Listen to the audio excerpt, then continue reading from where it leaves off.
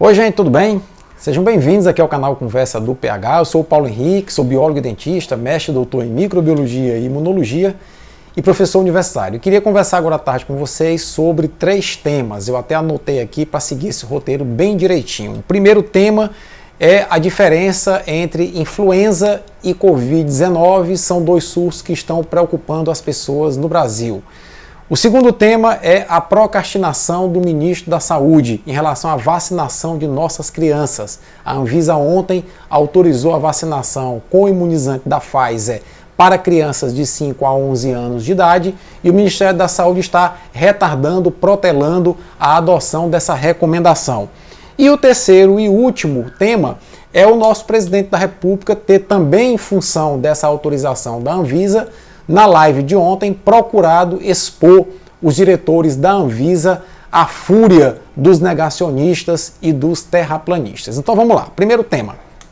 Primeiro tema é o seguinte, está tendo um surto de influenza no Brasil que já acomete 9 estados, começou ali pelo Rio de Janeiro, se espalhou por São Paulo, Minas, Bahia, e esse surto é causado por um vírus respiratório da família dos HN, da mesma família do H1N1 que no início do século passado causou a gripe espanhola. Só que essa forma de vírus que está causando a influenza aqui no Brasil esse ano é o H3N2. Bom, aí você me pergunta, mas não já houve uma vacinação contra a gripe no primeiro semestre? Houve. Só que a vacina formulada e que foi aplicada no primeiro semestre nas pessoas aqui no Brasil tinha o H1N1 e o H3N2, mas não tinha a variante Darwin do H3N2 porque ela só chegou aqui no Brasil no segundo semestre desse ano. Surgiu na cidade de Darwin, na Austrália, e rapidamente chegou ao Brasil. Então, a vacina que nós tomamos, eu inclusive tomei, meu filho de 4 anos tomou, no primeiro semestre, não protege contra essa variante Darwin. Vai proteger contra o H1N1, vai proteger contra o H3N2, mas não protege contra a variante Darwin, que é uma variante do H3N2. Por isso é importante a gente, primeiro, reconhecer quais são os sinais e sintomas da influenza causada pela variante Darwin. E segundo, adotar as medidas de prevenção e, caso contraia a doença, adotar medidas de passar bem pela virose. Tá? Então vamos lá. Inicialmente, a pessoa que pega H3N2 com a variante Darwin vai ter forte febre, dor de garganta, coriza e dores no corpo. Ou seja, é aquele resfriadozão pesado. E aí a pessoa deve repousar, deve se hidratar bastante e, no caso, tomar medicamento para controlar a febre, principalmente em crianças, porque a febre muito alta pode dar convulsão em crianças, tá? É bom lembrar que contra as viroses o nosso corpo é que tem que reagir. E isso leva mais ou menos 7 ou 8 dias para que os anticorpos sejam produzidos e o vírus seja neutralizado. Até lá, você tem que se manter repousando bastante para economizar energia para a produção de defesas, se alimentar bem de frutas, legumes, hortaliças e beber muito líquido, manter-se muito bem hidratado. Atenção especial com as crianças, tá? Em relação à Covid, quando você contrai Covid, a gente já sabe que os sinais e sintomas clássicos aparecem apenas 7 a 8 dias após você contrair o vírus. É diferente de influenza que já aparece logo quase que de imediato. Com 24 horas você já está com um febrão. Bom, Covid, basicamente a pessoa tem garganta arranhando, perda de olfato, perda de paladar na Covid clássica. A variante Ômicron parece que dá outros sinais e sintomas como dores no corpo, fadiga e dor principalmente na região lombar, certo? Então ficar atento a esses sinais e sintomas e procurar o médico, a ajuda médica, que o médico vai dar uma orientação bacana para que você possa passar por essas 2 situações, tá? Como prevenir? A melhor forma de prevenção é a vacina. Mas como eu falei anteriormente, a vacina contra a influenza que foi administrada esse ano no Brasil não tinha a variante Darwin. Ela só vai ser formulada o ano que vem pelo Butantan, por sinal, que promete para, a partir do mês que vem, iniciar a formulação da nova vacina de gripe, já contendo a variante Darwin. Entretanto, essa vacina só vai estar disponível para a população lá pelo mês de maio. Até lá, a gente tem que se prevenir. E aí eu quero que vocês entendam uma coisa bastante simples. O vírus coronavírus, ele fica muito tempo no ar. em sprays e aerossóis de pessoas contaminadas que falam, tossem e espirram.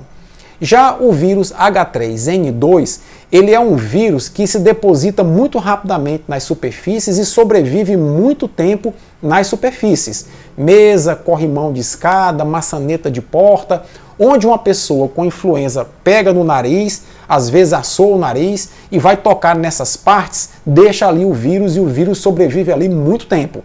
Então, a principal forma de contágio de influenza, com influenza, é através das mãos, tocando nessas superfícies, levando a mão à boca, nariz ou olhos. E aí, cuidado especial com quem? Com os pequenos, com as crianças. Por quê? As crianças frequentemente levam as mãos à boca, nariz e olhos. Então, é muito importante estar o tempo todo higienizando as mãos das crianças, prioritariamente com água e sabão, mas não tendo água e sabão, álcool gel funciona muito bem. A gente já está acostumado a andar com a bisnaguinha de álcool gel para estar higienizando as mãos. Essa mesma medida de higienizar as mãos também é importante para a Covid? É importante para a Covid. Entretanto, como o vírus, coronavírus, fica muito tempo em suspensão no ar, para a Covid, o mais importante é utilizar uma máscara de boa vedação, principalmente em espaços fechados, porque a principal forma de contrair a Covid é inalando o ar contaminado. Então, para as duas doenças é importante higienizar as mãos, evitar aglomeração em espaços fechados e utilizar máscara. Entretanto, o prioritário para prevenir influenza é higienizar as mãos e o prioritário para prevenir Covid é andar de máscara com boa vedação. Acho que deu para todo mundo entender, tá? Nós já temos uma vacina bem eficaz que previne contra formas graves e mortes a Covid-19 e o ano que vem, se Deus quiser, o Butantan vai colocar à disposição a vacina que previne influenza com a variante Darwin, que é a variante que está assombrando 9 estados no Brasil e já vai estar em todo o país, ok? Então, esse era o primeiro tema, acabamos de cumprir o primeiro tema, vamos para o segundo, que é a procrastinação do Ministério da Saúde, ou seja, o Ministério da Saúde está retardando a adoção de uma medida sanitária recomendada pela Anvisa, que é a vacinação de crianças contra a Covid-19 na faixa etária dos 5 aos 11 anos de idade. Ontem a Anvisa fez uma reunião e definiu que é recomendável que no Brasil, a exemplo dos Estados Unidos, da União Europeia, se vacine crianças com o imunizante da Pfizer na faixa etária de 5 a 11 anos de idade. Bom, a Anvisa ela atua no sentido de recomendar, mas quem deve executar essa ação é o Ministério da Saúde. E o que foi que o ministro da Saúde hoje, talvez para agradar ao presidente Jair Bolsonaro, que na sua fatídica live de ontem, né, disse que quer solicitar o nome dos diretores da Anvisa que votaram a favor da vacinação para crianças no Brasil e divulgar isso publicamente. É bom lembrar que em outubro os diretores da Anvisa receberam ameaça de morte ofertada por um pai, digamos assim, né, que disse que iria matar quem obrigasse o filho dele a se vacinar e o filho dele tivesse alguma sequela em função a isso. Não há registro de sequela de nenhuma criança no mundo em relação à vacina, sequela grave. As vacinas protegem, os Estados Unidos já adotam, a Europa adota. Então, o presidente foi com essa lorota ontem à noite na sua live de tentar colocar os diretores da Anvisa na alça de mira dos terraplanistas, negacionistas e bolsonaristas mais ferrenho anti-vacina, tá? Expondo essas pessoas, inclusive, à sua integridade física. Então, penso que isso é muito grave, tá? Mas aí hoje, o ministro da Saúde, talvez para agradar o presidente, disse que vai montar um cronograma de uma série de audiências públicas para ouvir autoridades sobre se adota ou não a vacina para crianças de 5 a 11 anos de idade. Senhor ministro Marcelo Queiroga, a questão é a seguinte: a Anvisa é a agência regulatória que recomenda ao Ministério da Saúde a adoção de medidas sanitárias, dentre elas a vacinação. A Anvisa já recomendou, ministro. Não há que se adiar mais a adoção dessa vacinação. Isso é procrastinação. Bom, a Anvisa, além de ter um corpo técnico que avaliou o processo tecnicamente, digamos assim, a Anvisa ouviu a Sociedade Brasileira de Infectologia, a Sociedade Brasileira de Pediatria e a Sociedade Brasileira de Imunologia, de Imunização. Ou seja, o parecer da Anvisa, além de ser robustecido pelo parecer dos seus técnicos que são competentes nessa área de formação, é robustecido pelas sociedades brasileiras relacionadas à imunização de crianças.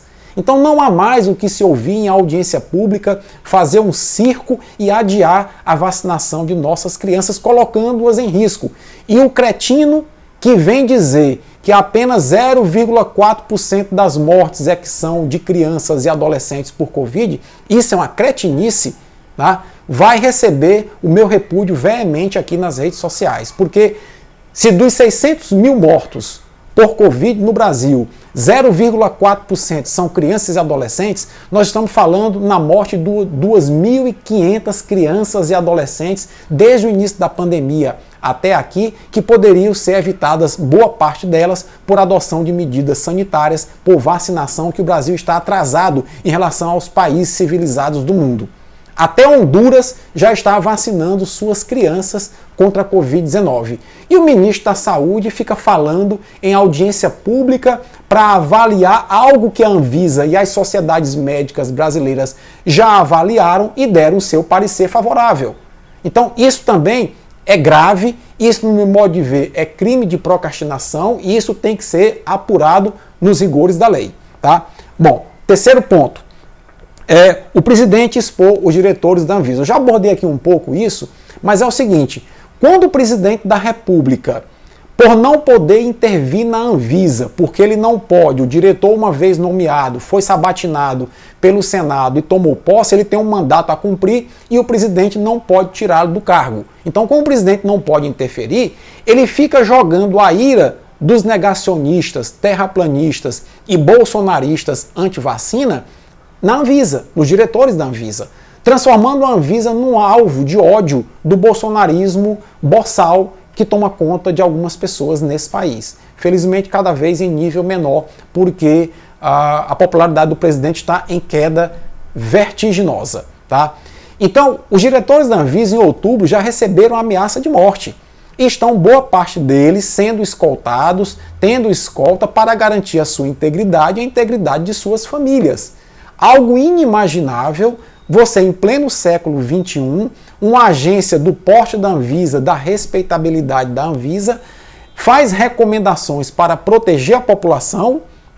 O cretino do presidente da República, os seus filhos, viajaram para os Estados Unidos para tomar vacina, a sua esposa tomou vacina, a sua mãe tomou vacina e ele fica para agradar esses 10, 15% de bolsonaristas radicais anti-vacina, adotando essas medidas, colocando em risco nossas crianças. A minha revolta toda, qual é? Que eu tenho um filho de 4 anos de idade. Eu sou doutor em imunologia. Eu estudei 9 anos, mestrado e doutorado, numa das melhores instituições do mundo, ministro aula disso nos cursos de medicina e enfermagem, conheço o assunto e estou ansioso para vacinar o meu filho porque o amo e entendo que isso é o melhor para a sua segurança.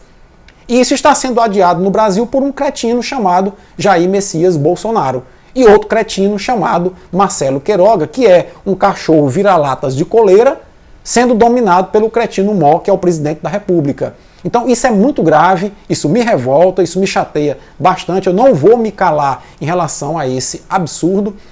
Se eu pudesse entrar no Supremo Tribunal Federal, eu já teria entrado hoje ainda, exigindo que o Ministério da Saúde, numa ação, pedindo que o Ministério da Saúde comprasse urgentemente as vacinas, coisa que ele nem comprou ainda, nem se sabe quando vai começar a vacinação de nossas crianças.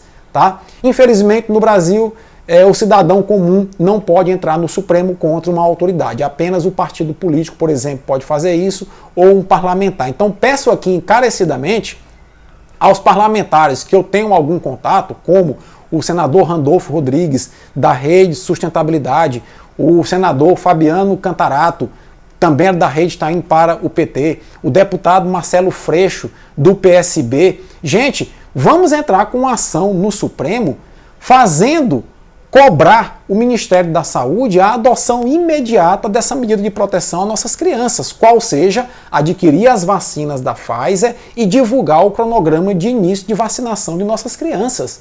Vocês, autoridades, não podem ficar de braços cruzados diante de mais um crime, mais esse crime que está sendo cometido durante a pandemia pelo governo Bolsonaro.